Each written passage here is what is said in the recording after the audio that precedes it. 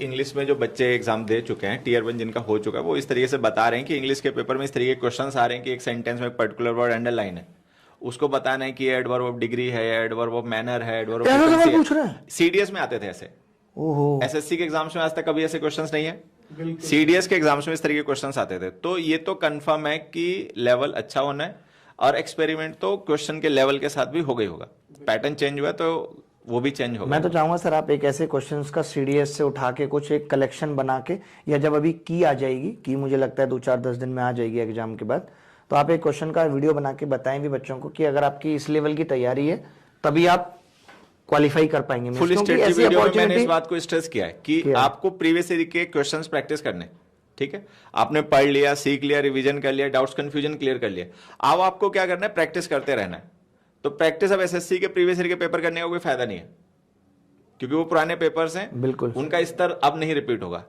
तो सीडीएस के और इंग्लिश में सर क्वेश्चन भी ज्यादा है, एक्सपेरिमेंट सबसे ज्यादा इंग्लिश में ही होने के चांसेस हैं, क्योंकि वहां बच्चा गलती भी करेगा। मैथ्स में आप कितना एक्सपेरिमेंट कर लो, कितना ही मुश्किल पढ़ा लोगे, फिर भी हमने इतना पढ़ा रखा है वो बच्चा कर देगा मैथ्स में। जो ऑन ड्यूटी ऑफिसर है उससे लैंग्वेज एक्सपेक्टेड है, हाँ, रिटन स्पोकन में उससे एक्सपेक्टेड है। इसी वजह से मुझे लगता है इंग्लिश को ज्यादा मार्क्स रखे गए, क्योंकि इंग्लिश की नॉलेज जो है ना वो उसको ड्यूटी या उसकी जॉब में उसको सबसे ज्यादा फायदा जरूरत पड़ेगी।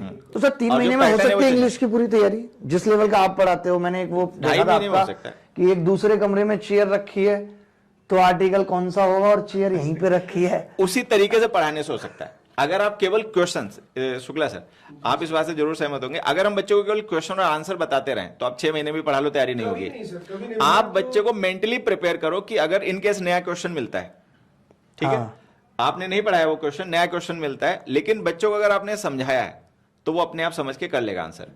तो कॉन्सेप्ट अगर आपको क्लियर हो गया ना, तो आप 10 क्या 100 क्या 1000 क्वेश्चन भी कर लोगे। है शुक्ला सर? ऐसा नहीं तो आप क्वेश्चन याद करते रहो, क्वेश्चन के आंसर याद करते रहो, उनका कोई अंत है नहीं। ये होता पता है क्या है, जो मैंने अभी तक अनुभव किया कि जो हमारे बच्चे होते हैं इनके बेसिक्स अच्छे नहीं होते इंग्लिश के, ठीक है, और कई किसी कारण से वो या तो करना नहीं चाहते हैं या टीचर्स करवाना नहीं चाहते हैं, दोनों ही बात है। आसान तरीका पकड़ते हैं। आसान तरीका यही होता है कि क्वेश्चन याद कर लो, उसका आंसर याद कर लो, नहीं तो उसको रूल कह दो, उसको ट्रिक कह दो। मैंने तो दिन से सोचा था कि सर से सीख के इंग्लिश पढ़ाना चालू करो। वो बच्चे ज्यादा मेहनत करते हैं सर, मैं आपको बताऊं, जो रूल्स या क्वेश्चन आंसर याद करके पढ़ते हैं ना, ऐसा नहीं कि वो मेहनत नहीं करते, वो ज्यादा मेहनत करते हैं।